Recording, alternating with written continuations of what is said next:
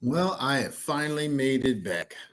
I was up north working hard, and unfortunately, we did a week without history and politics. And because of that, I have a treat for you guys. Especially, I have a treat for my MAGA family. I have a treat for my Trump followers of the channel, my Trumpites, if you will. Many of you all mistaken me for being a Democrat, and I think that's the binary thinking of nationalism that we have in the United States, as to where if you're not one, you must be another, you must be the other. Whereas I find fault in both parties, and I feel that America has a historic leadership problem, particularly when it comes to Black people. So, without great knowledge or strategy, I really don't feel that any Black people should be participating in the voting process because it is not set up by number, it's not set up by interest, it's not set up by history to benefit Black people. I feel Black people, I've said many times on this channel, Black people have made change and elevated themselves in three ways in this country: economic segregation, education, and protest. I, as a historian, have not seen any point that Black people have benefited for the right to vote over the last 160 years.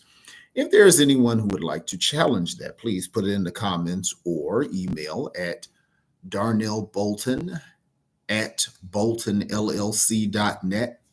and come on to the show and please explain to me where Black people have gotten anything through voting ever. Uh, Democracy is a majority rules ideology.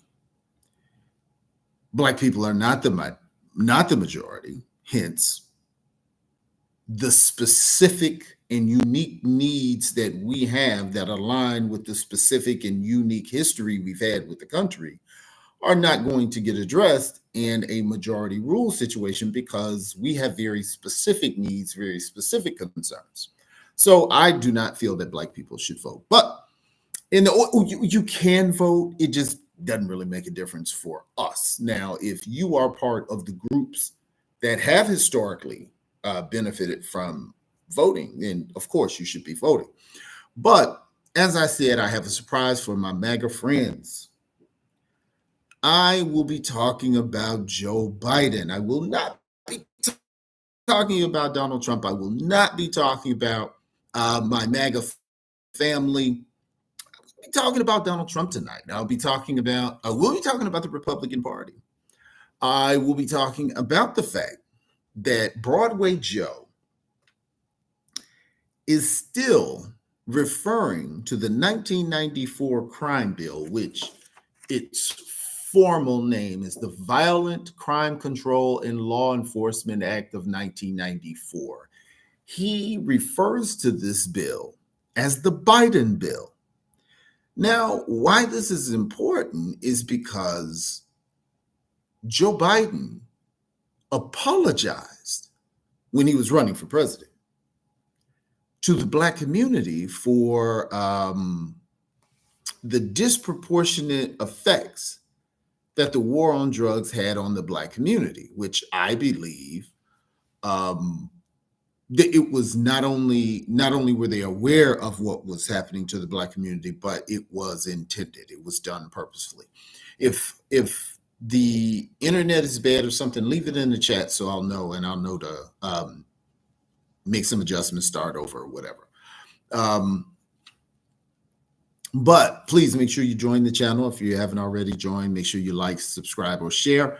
But this is what kind of angered me about Joe Biden. Now, I was alive during most of Joe Biden's political career. Joe Biden has never been a friend to Black people. Joe Biden is what they call a Dixiecrat. He was always on the wrong side of the politics that he articulates today, which is um, liberal values, and in particular, a caring for equality amongst the Black community and other American communities. What I don't like about Joe Biden is his duplicity and insincerity. What I do like about Trump is right out of the gate. He's going to say it good, bad, or indifferent. Joe Biden is a hypocrite. Joe Biden is a trickster. He's a deceiver, which makes me believe when someone is blatantly dishonest on small things, the things that are really important, I think that you were being deceitful in those as well. Joe Biden has, for the vast majority of his political career, supported the extraction of resources and labor in the Black community. He was very much behind the second rendition of the war on drugs, which was the militarized rendition, which was done under Ronald Reagan. When it was doubled down in 1994, he was one of the primary authors that made sure that not only did Black people go to jail, but they went to jail for a very long time. He was the primary author of Truth in Sentencing, Three-Strike Rule, and mandatory minimums. And though the name of the law was the Violent Crime Control and Law Enforcement Act, they weren't locking up people who were doing violent crimes. They were locking up majority Black people and Black people who were not doing violent crimes. It was Black people who were caught with drugs, generally enough drugs for you to use. They were not going after the people who was bringing it in the country. They weren't going after the people the Black people got the drugs from. Because by the time a drug gets into Little Rock, Arkansas, which is in the middle of the country, we have to ask who brought it to the borders of the country. How did it get through customs? How did it get through planes, trains, and automobiles into the middle of the continent for these things to take, for these drugs to proliferate these particular communities?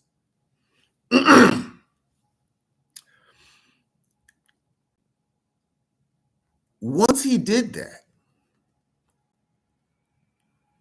he then catches on to the coattails after he's devastated the Black community. He is taking generations of Black men out of their community not for violent crimes, for drug use, which prior to 1980 was looked at as a health problem and is now, during the fentanyl crisis and the what is the drug that they use? Is fentanyl and opioids are being completely ignored. So it's being looked at again as a health crisis because it's not in the Black community. It's just a fact. There are more deaths in Chicago related to fentanyl and opioids than it is murder in the Black community. But when they talk about Chicago, they don't talk about the drug problem in Chicago. What do they talk about? Black violence. Notice, Black people are the only ones, when they do violence, it's connected to their race as though it's inherently part of our makeup. You don't hear white drug use. You don't hear a connection between whiteness and fentanyl. You don't hear white on white crime. You don't hear Asian on Asian crime. But we are the only people whose activity is connected to our being. But to this day, Biden defends or brags on the 1994 crime bill as the Biden bill. Now, the Biden bill, or the 1994 crime bill, was a bill that was taken from a group called ALEC, ALEC, the American Legislative. I'm going to look it up. I don't want to ALEC. Acronym. It is the American Legislative Exchange Council. That's what that is. It is allegedly a nonpartisan organization of state legislature and private sector representatives, which means corporations. And these corporations were making laws that was putting people in jail, and their labor was being used for these corporations to make profits, which is why we elevated from a country who had, I think, 300,000 people in our prison system in 1980 to a country with millions of people in our prison system.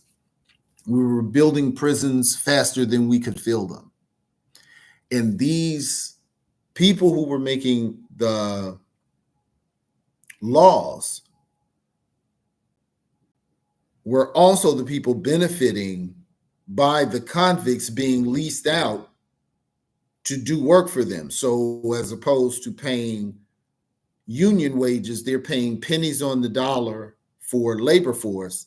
And then they're affecting the laws to keep them in jail longer to continue working, which is what Biden acts as though he did not know was going on, but yet still brags once he sees what happened. To this day, he still brags that this was his bill that he authored, that he is so proud of. In this time, we have to remember that there was, when Reagan started the war on drugs in the early 80s, Biden's in on that. He's also in on the Anti-Drug Abuse Act of 1986. Now, that bill, that act, made a more severe penalty for crack cocaine than powder cocaine. Now, we've all heard of that, but I don't know if you all are aware of the name of the law. It is actually the Anti-Drug Abuse Act of 1986.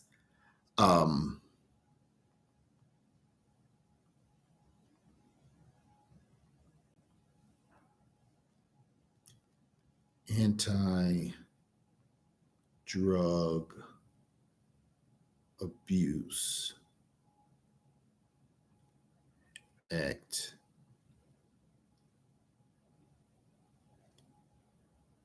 1986. Yes, Joe Biden, as a senator in 1986, plays a significant role in the passage of the Anti-Drug Abuse Act.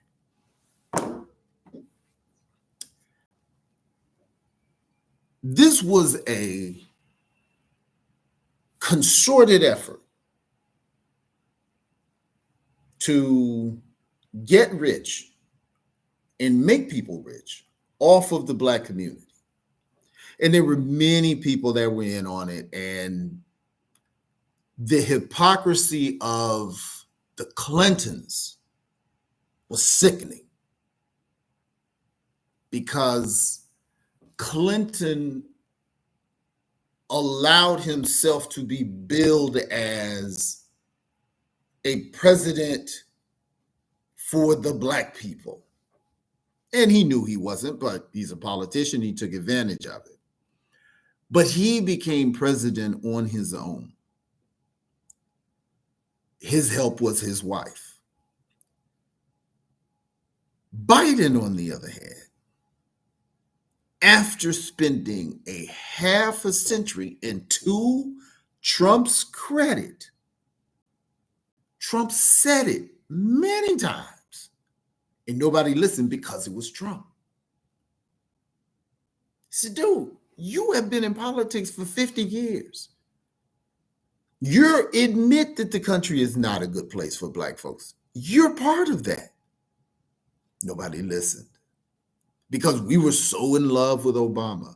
But Biden, after showing decades of contempt to black people and the black community and black labor and black education and black wealth,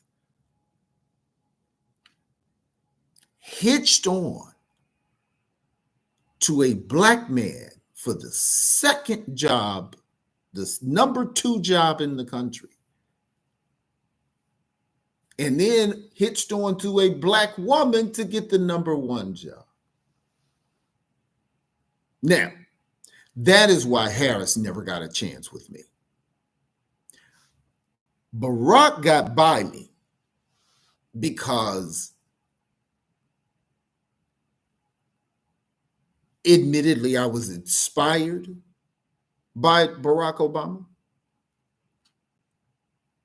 And I had no care in the world who the vice president was until the vice president ran for president.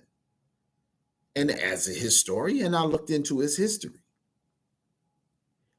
And this is when Obama fell in my estimation. Now, he began falling in my estimation because he did absolutely nothing for black people. He did something for just about every other special interest group but black people. So he was kind of falling then. And then when I found out who his vice president was, I knew he knew. And that's what made sense as to why he did nothing for black people. So, I met Obama. I shook hands with Obama. Do I know Obama? No.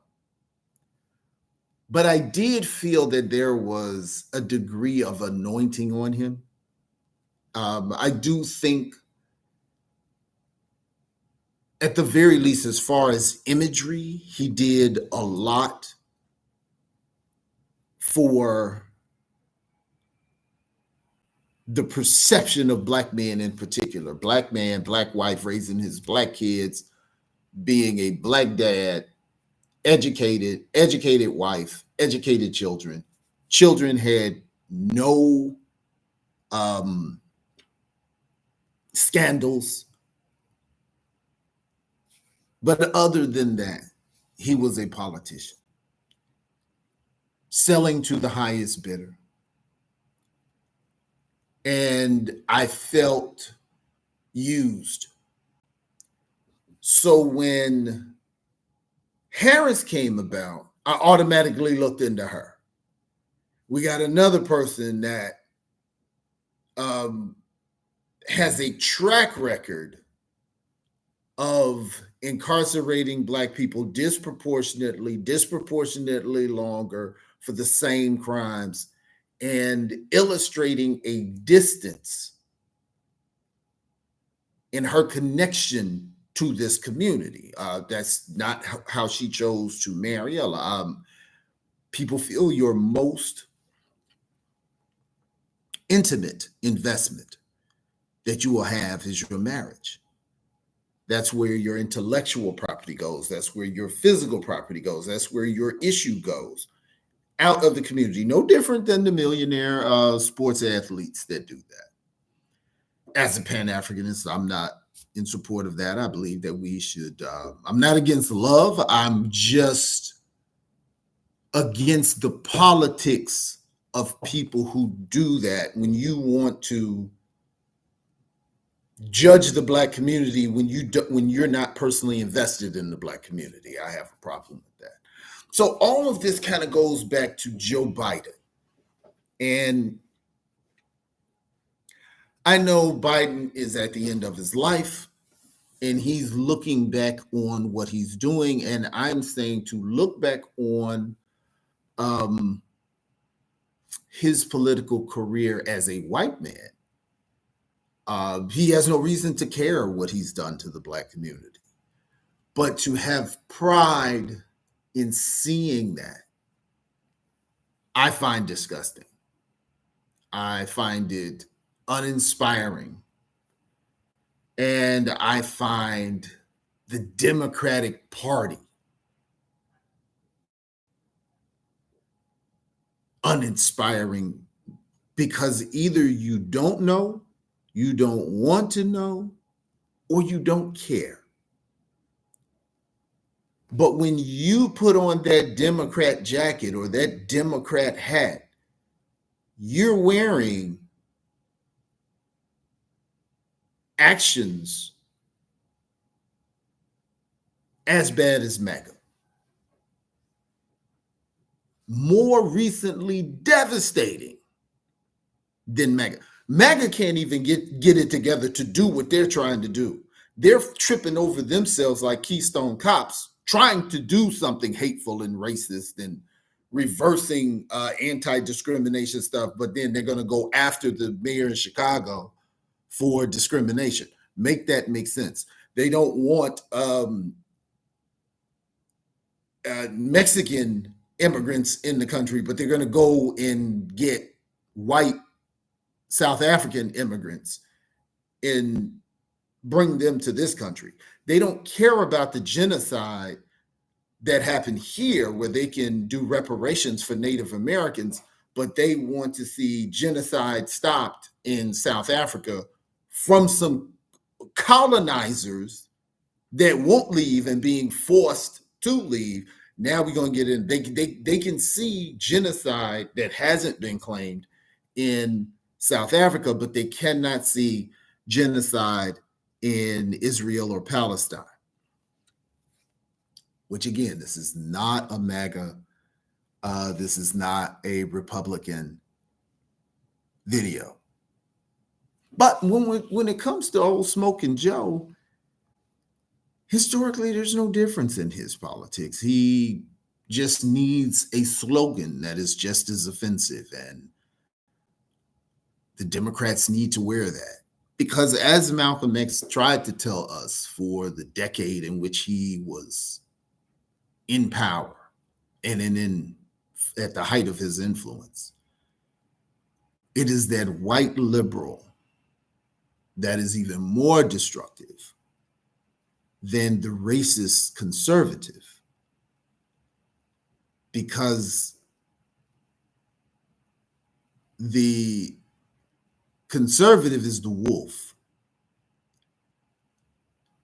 The liberal is the fox. The fox is going to be more cunning. He's going to be more calm. He's going to ease in. But at the end of the day, the fox and the wolf will have that lamb chop on their plate.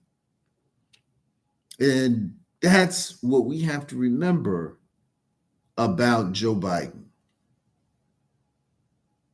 The war on drugs was really elevated by the 1994 crime bill. And that's Joe Biden, and he's proud of it. So before these Democrats start saying anything about MAGA, you have an economic, you have a civil, you have a cultural holocaust, dare I say genocide, attributed to this Democratic leadership.